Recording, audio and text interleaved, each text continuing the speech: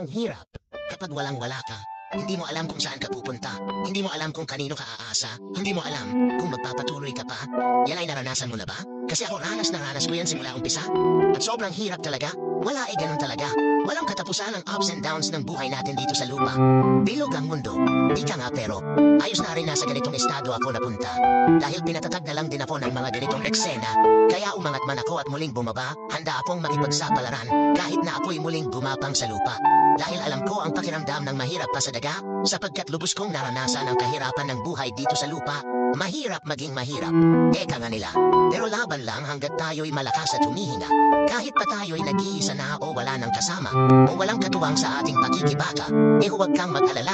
Dahil may natitira pa tayong pag-asa na hinding-hindi mawawala. Walang iba kundi ang Diyos. Tumawag ka lang sa Kanya. Kapag nahihirapan ka na o kapag hindi mo na kaya, hinihintay. Niya lang naman ang iyong presensya.